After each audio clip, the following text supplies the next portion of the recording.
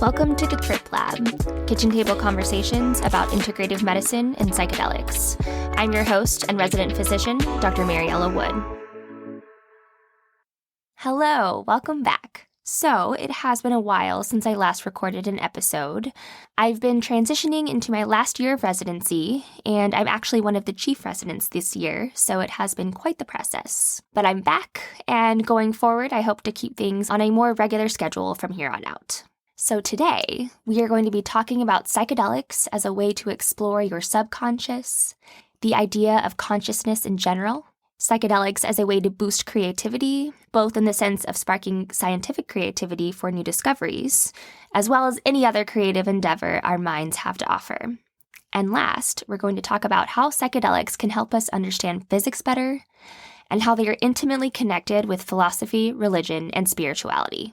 This is a topic that I have been thinking about doing on the pod for a while, but I really needed to put some thought into it first. As a physician, I want to make sure when I talk about the medical side of psychedelics on such a public platform as a podcast, I am evidence-based and truly relaying what the hard science has shown us in the past few years. But there is something about psychedelics, and honestly the rest of integrative medicine too, especially with the more ethereal topics like meditation and mind-body medicine, that quite frankly can't be explained by purely scientific means, at least at this moment in time. And in the midst of this psychedelic renaissance, I think it is important to talk about those topics too. My personal outlook on life, at this moment in time, it's always evolving, but my personal outlook on life right now is this. Religion, spirituality, physics, the concepts of life in general, they all go together. They're all connected. Physicists at top universities from around the world are discovering more and more about concepts that we read about in the Bible or understand spiritually.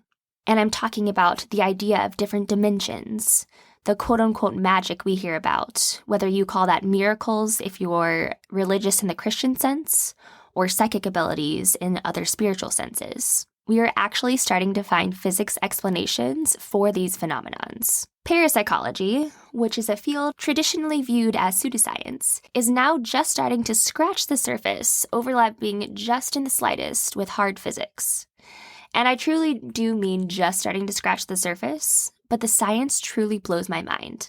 Taking it a step back, one of the primary problems with these types of phenomena and trying to study it scientifically, and I would include psychedelics in a separate category but undergoing the same limitations, is that the way we study science now is not going to give us the answers that we need for those type of things. It's like, as the saying goes, if you give someone a hammer, the only problem they'll be able to fix is with a nail. The world is not just made up of nails. But anyways, my point is that I have avoided these topics previously on the podcast because I wanted to just wear my physician hat and report on the hard science that is out there. But the more I thought about it, being a physician is more than going to med school and residency and memorizing guidelines or reading literature and figuring out which studies to incorporate into your practice. Being a doctor is both an art, a science, and most importantly, a humanistic endeavor.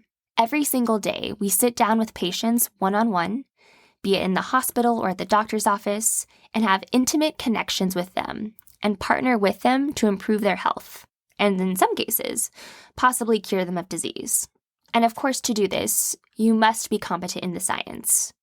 But you also need to be an empathetic human. In my personal opinion, I think that involves dabbling in other humanistic topics that science just can't explain yet. So with this episode, we're going to do a little trip lab thought experiment.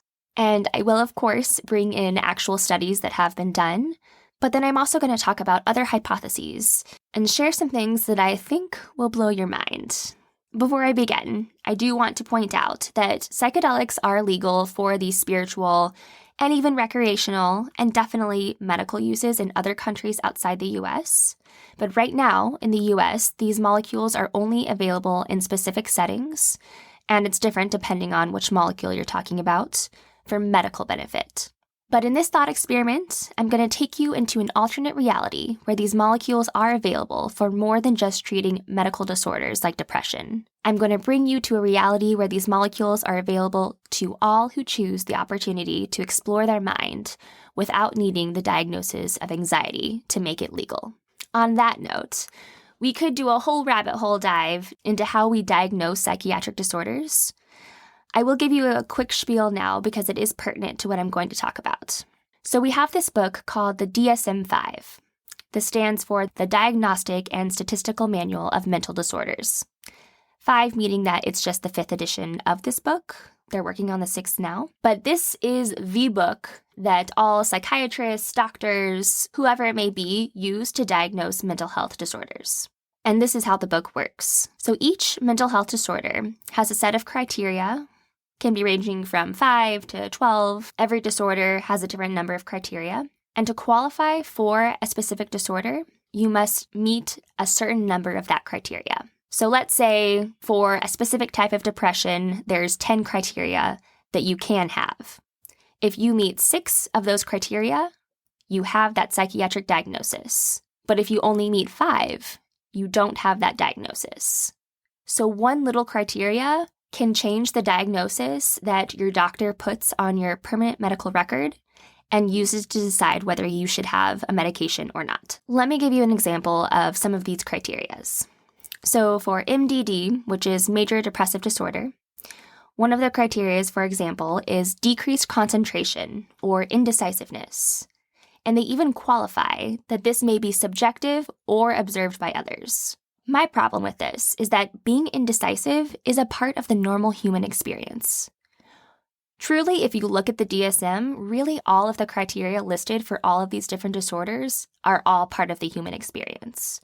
But in order to have a manual that we can actually use to diagnose psychiatric conditions, we have boxed all these different experiences together and decided that if you have X number of symptoms present in that particular box, then you have that particular psychiatric disorder. One less criteria, and you don't have that condition.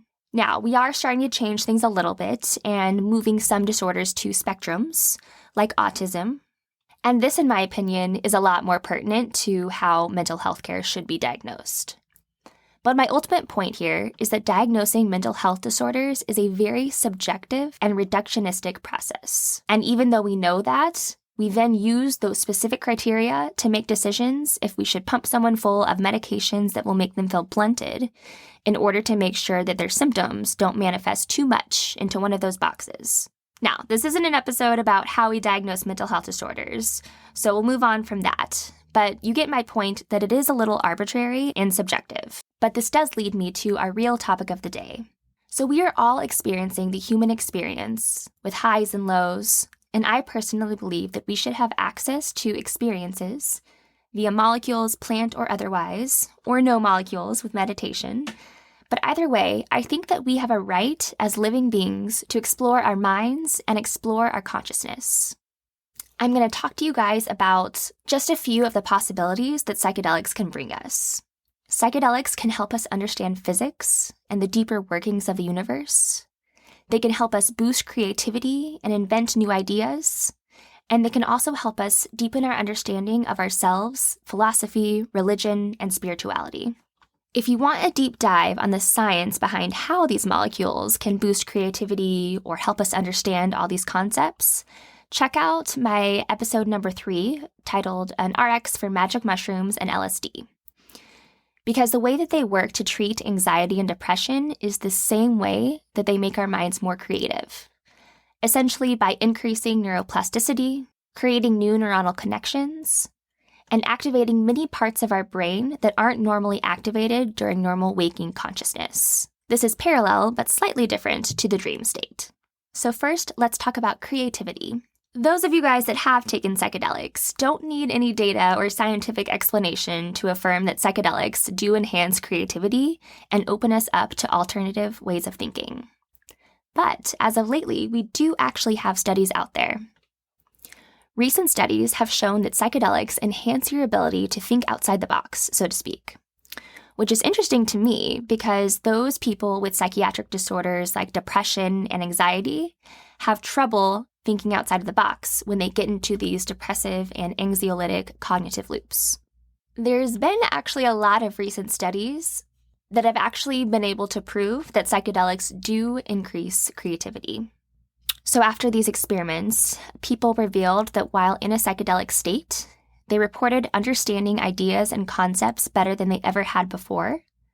However, they were unable to express them in a meaningful way during the trip.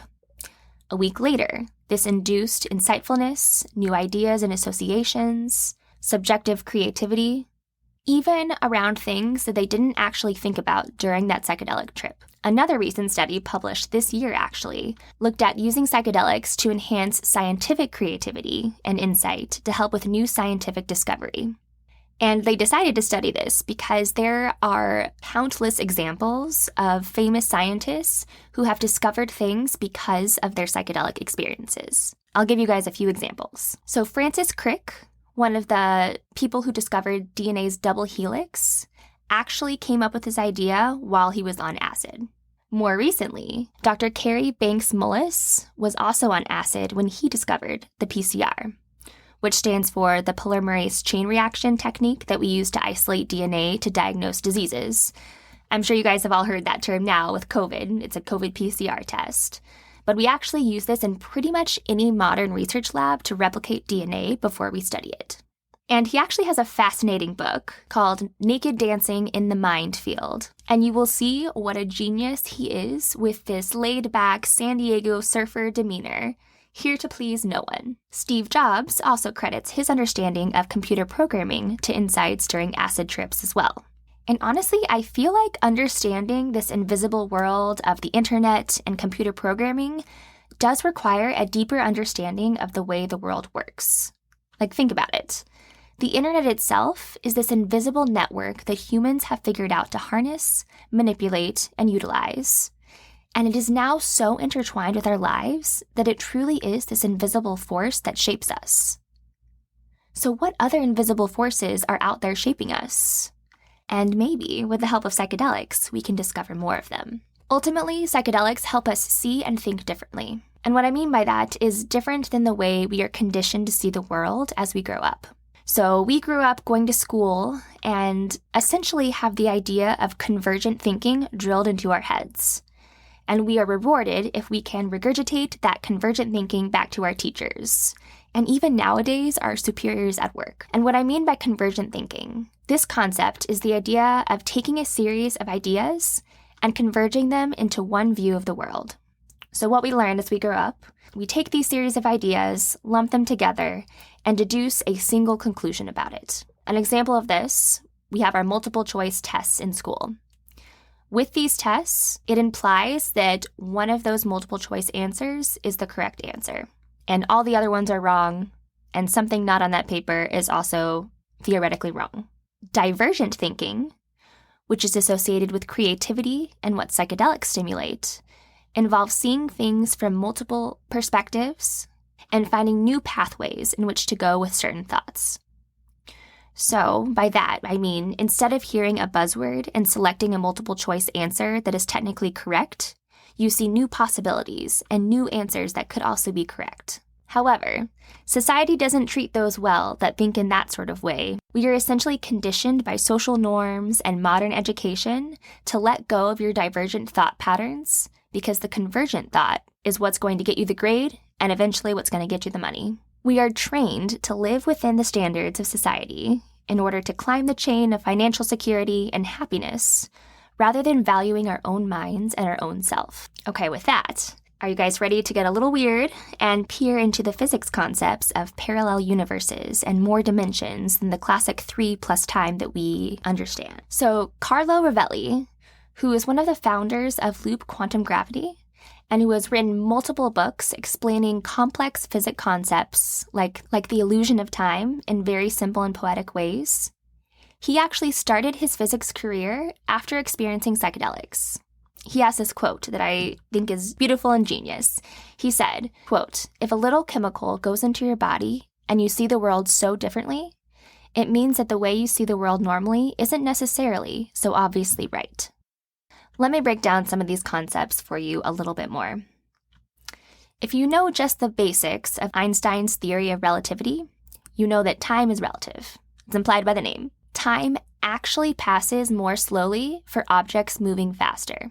So what does that mean for time for us? What is quote-unquote now? Well, Rivoli theorizes that time itself disappears when you break everything down to the most fundamental level. And when you take a psychedelic, you feel this. Time just melts away and you experience quote-unquote time as cyclical. Nothing is actually happening now, it's just all happening. Past, present, and future all at the same time. It sounds a little odd to explain how that could work. If you just take away the element of time, it all makes sense. This also sort of makes me think of the movie Arrival, if any of you guys have seen that.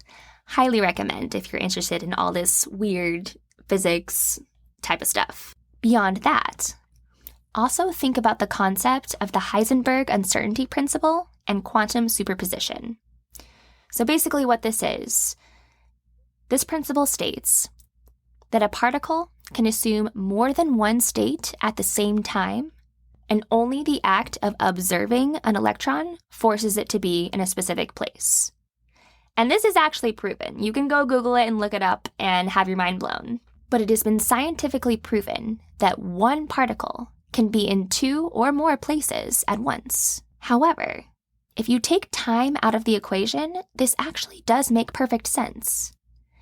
The act of observing the particle pulls it into the fourth dimension, which is time, where it fixes in a position in that snapshot in time.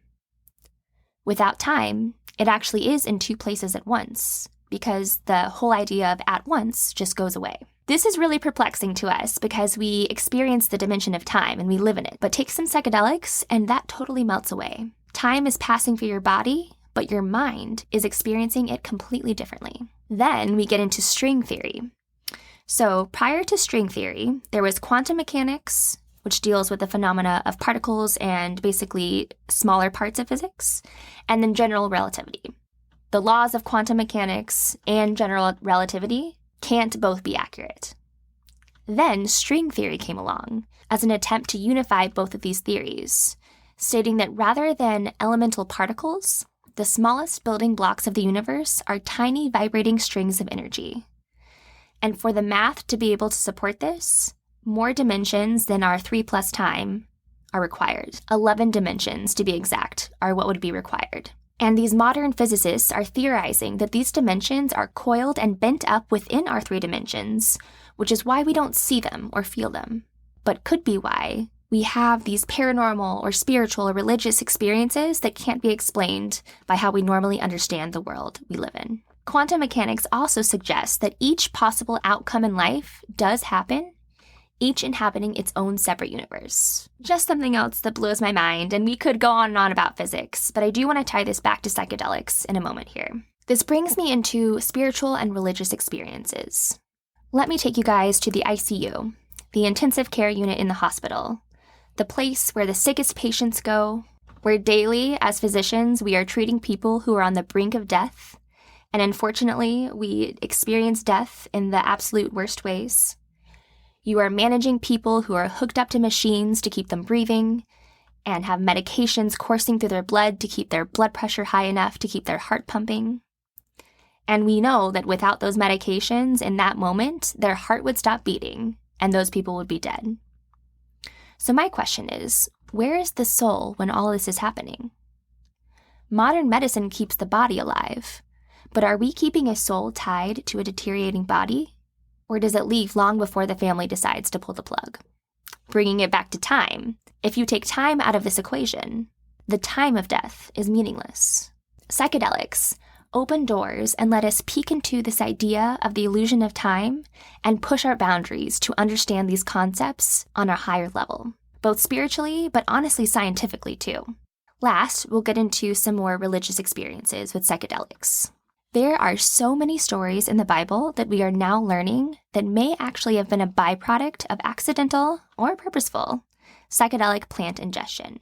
So, some examples. We know that salvia, which is a close ancestor to the sage plant that you actually cook with and eat. So the salvia used to be burned as incense in the Catholic Church. It turns out salvia is actually a hallucinogenic. So the congregation was actually inhaling this psychedelic smoke as the salvia was burned. And this was very likely to induce a spiritual moment, such as hearing God or seeing saints inside the church. Now, I personally don't think that this discounts the spiritual experiences that people have in organized religion. A plant may have induced this so-called hallucination in the eyes of the scientific community.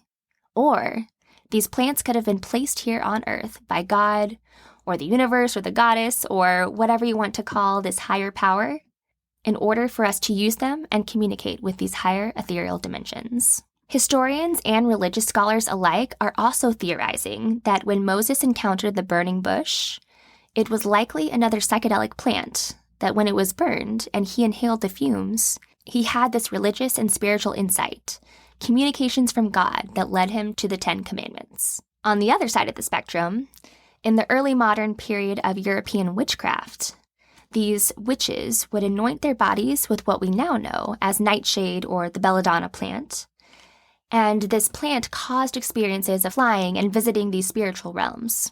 So they would use these ointments during spells and psychic rituals and experience similar spiritual experiences that were described in the Bible. Then they would go and tell these stories of their experiences, which likely were happening figuratively in their mind, but perhaps connecting them to these higher dimensions I mentioned earlier in the physics section. But as these stories passed on, they were expressed as literal flying experiences, which obviously created fear for those in power and in other religions, which ultimately led these witches to be burned at the stake.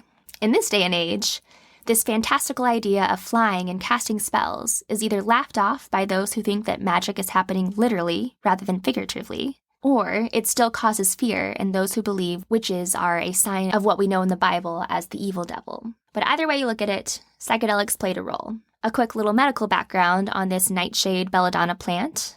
So this plant is poisonous if you eat it orally, and you may have seen it on plenty of TV shows. Spoiler alert, Ginny and Georgia and the last season of You. But anyways, people on these TV shows, you would see someone slip this beautiful purple flower into a smoothie to kill their victim. And this is because this flower does contain atropine and a variety of other compounds that can actually stop your heart, which is how it does kill people. However, applied topically, it has psychedelic properties, as was used in these flying ointments. And we actually do use it in the hospital as a rectal suppository to decrease ureteral spasms. In layman terms, that means that we put it up people's butts to decrease their urge to pee when they have bladder problems. But taking this back to witchcraft, and a little warning, this does get a little graphic, but these witches would use broomsticks from their homes to actually insert their belladonna-containing flying salves into mucous membranes, aka vaginas, to induce flight-like experiences. So this is where the whole idea of flying broomsticks association with witches comes from. And I truly could go on with more and more examples of moments in the Bible or other religious texts that were likely induced by consuming or inhaling psychedelic plants or fungi. I do want to say again, though, that whether or not these experiences were caused by naturally occurring psychedelic plants, I personally don't think that that discredits the spiritual experiences that people had with them. So, ultimately, psychedelics are fascinating compounds that have the potential to do a whole lot more than just treat depression and anxiety. And while I do think that their ability to treat these life-threatening mental health diseases is fascinating and incredibly important to change lives, and in some cases actually save lives if they can prevent suicide, I do think that only focusing on this medical aspect of them is severely limiting our potential for humanity as a whole. So, a little bit of a different episode for you guys. I would love to hear feedback, thoughts, comments, anything you'd have to say. You can go ahead and email me. I will leave my email in the show notes. Thank you. If you liked this episode, please subscribe and share so we can get the conversation started about integrative and psychedelic medicine. Let's destigmatize it and have open-minded conversations so we can fully explore what this could mean in the world.